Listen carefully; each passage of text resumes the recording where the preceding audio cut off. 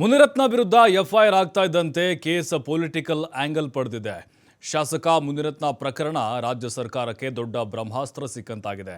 ಇದನ್ನೇ ಮುಂದಿಟ್ಟುಕೊಂಡು ರಾಷ್ಟ್ರೀಯ ಮಟ್ಟದಲ್ಲಿ ಬಿಜೆಪಿಗೆ ಡ್ಯಾಮೇಜ್ ಮಾಡೋಕೆ ಹೊರಟಿದೆ. ಡಿಕೆಶಿ ಅನುಪಸ್ಥಿತಿಯಲ್ಲಿ ಮುನಿರತ್ನ ಕೇಸನ್ನು ಡಿಕೆ ಸುರೇಶ್ ಹ್ಯಾಂಡಲ್ ಮಾಡ್ತಿದ್ದಾರೆ.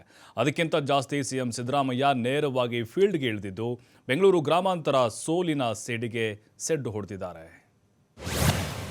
ಕಾಂಗ್ರೆಸ್ ಬಾಯಿಗೆ ಆಹಾರವಾದ ಮುನಿರತ್ನ ಅಣಿಮುತ್ತುಗಳು. ಜೈಲಿಗೆ ಕಳುಹಿಸಲು ಡಿಕೆ ಸುರೇಶ್ ಶಪಥ, ಸಿಎಂ ಫುಲ್ ಸಾಥ್.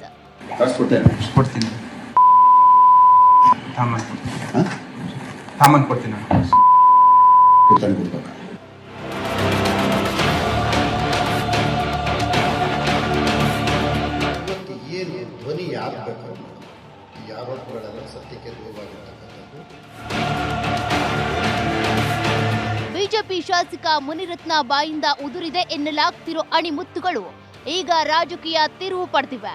ಸ್ವತಃ ಸಿಎಂ ಸಿದ್ದರಾಮಯ್ಯನವರೇ ಕಣಕ್ಕೆ ಧುಮುಕಿದ್ದು ಮುಡ ವಾಲ್ಮೀಕಿ ಕೆದಕುತ್ತಿರುವ ಬಿಜೆಪಿಗೆ ಟಕ್ಕರ್ ಕೊಡೋಕೆ ಟೊಂಕ ಕಟ್ಟಿ ನಿಂತಿದ್ದಾರೆ.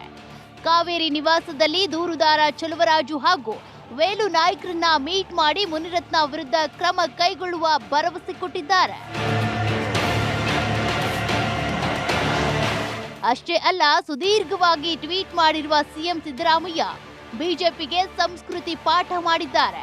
ಬಾಯಿ ತೆಗೆದ್ರೆ ಸಂಸ್ಕಾರ ಸಂಸ್ಕೃತಿಯ ಬಗ್ಗೆ ಭಾಷಣ ಬಿಗಿಯುವ ನಾಯಕರೇ ಮೊದಲು ಗಬ್ಬೆದ್ದು ನಾರುತ್ತಿರುವ ನಿಮ್ಮ ಶಾಸಕ ಮುನಿರತ್ನ ಅವರ ಬಾಯಿಯನ್ನ ಶುದ್ಧ ಮಾಡಿ ಅಂತ ನಂತರ ಊರಿಗೆ ಬುದ್ಧಿ ಹೇಳಿ ವೈರಲ್ ಆಗಿರುವ ಆಡಿಯೋದಲ್ಲಿ ಮುನಿರತ್ನ ಅವರು ದಲಿತ ಮತ್ತು ಒಕ್ಕಲಿಗ ಸಮುದಾಯವನ್ನ ಅತ್ಯಂತ ಅಶ್ಲೀಲವಾಗಿ ಮನಸೋ ಇಚ್ಛೆ ನಿಂದಿಸಿದ್ದಾರೆ. ಆತನಿಂದ ಹಣಕ್ಕಾಗಿ ಬೇಡಿಕೆ ಇಟ್ಟಿದ್ದಾರೆ. ಕೊನೆಗೆ ಹಣ ನೀಡದಿದ್ದರೆ ಕೊಲೆ ಮಾಡುವುದಾಗಿ ಬೆದರಿಕೆ ಹಾಕಿದ್ದಾರೆ. 40% ಕಮಿಷನ್ ಸರ್ಕಾರ ತೊಲಗಿದ್ರೂ ಅದರಿಂದ ಹುಟ್ಟಿರುವ ರಕ್ತ ಬೀಜಾಸುರರು ಉಳ್ಕೊಂಡಿದ್ದಾರೆ. ಈಗ ನಾವು ಕೈಗೆತ್ತಿಕೊಂಡಿರುವ ಸ್ವಚ್ಛತಾ ಅಭಿಯಾನದಲ್ಲಿ ಈ ಹೊಲಸನ್ನ ಎಲ್ಲಿ ಇಡಬೇಕೋ ಅಲ್ಲಿಗೆ ಖಂಡಿತ ತಲುಪಿಸ್ತೇವೆ ಅಂತ ಟಾಂಟ್ ಕೊಟ್ಟಿದ್ದಾರೆ CM Siddaramaiah.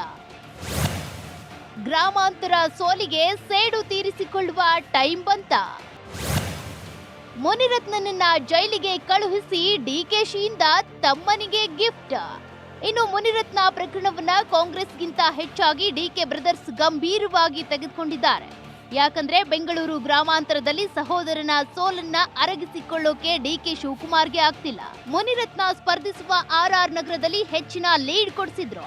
ಆಗಿನಿಂದಲೂ DK brothers Munirathna ಮೇಲೆ ಕಣ್ಣಿಟ್ಟಿದ್ರು. ಈಗ ಲಡ್ಡು ತಾನಾಗೆ ಬಂದು ಬಾಯಿಗೆ ಬಿದ್ದಿದೆ. ಬಿಡ್ತಾರಾ ಡಿಕೆ ಬ್ರದರ್ಸ್?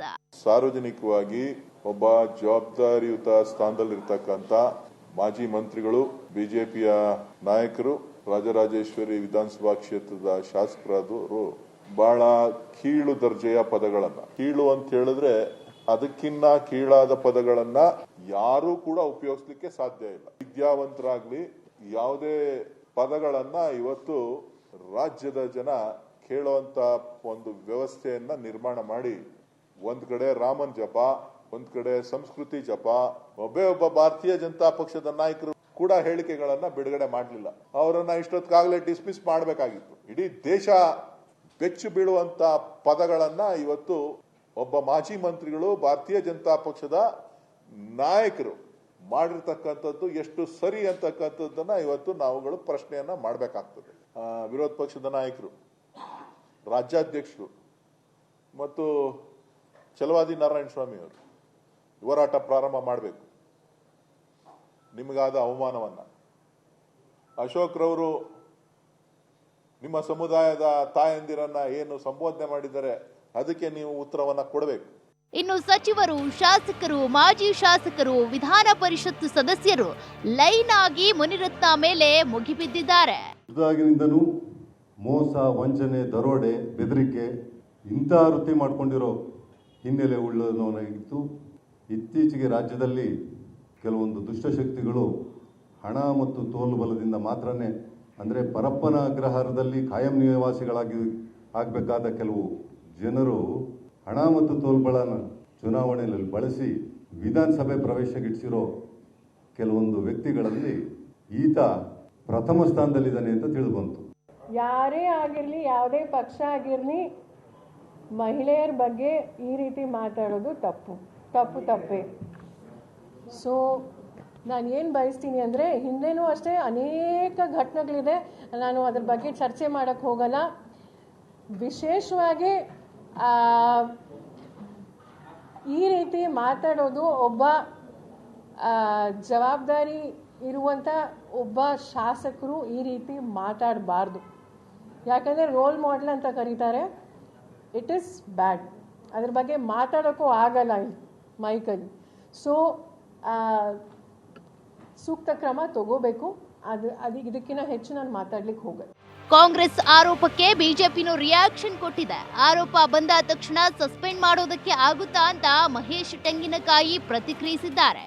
ನೋಡ್ರಿ, ಕಾಂಗ್ರೆಸ್ನವ್ರಿಗೆ ಏನೇ ಕೆಲಸ ಎಲ್ಲ ಬದುಕಿಲ್ಲ. ಅವ್ರಿಗೆ ಅವರು ಉಚ್ಚಾಟನೆ ಮಾಡ್ರಿ, ಇವರು ಉಚ್ಚಾಟನೆ ಮಾಡ್ರಿ ಅಂತ. ಹಂಗಂದ್ರೆ ರಾಹುಲ್ ಗಾಂಧಿ ಹೇಳ್ಯಾರಲ್ಲ, ದಲಿತರ ಮೀಸಲಾತಿ ಅಂತ ತೆಗೆದಾಕ. ಹಂಗಂದ್ರೆ ಕಾಂಗ್ರೆಸ್ನವ್ರು ಎಲ್ಲರೂ ಕೂಡಿ ರಾಹುಲ್ ಗಾಂಧಿ ಉಚ್ಚಾಟನೆ ಮಾಡ್ತೀರಿ, ಮಾಡ್ರಿ.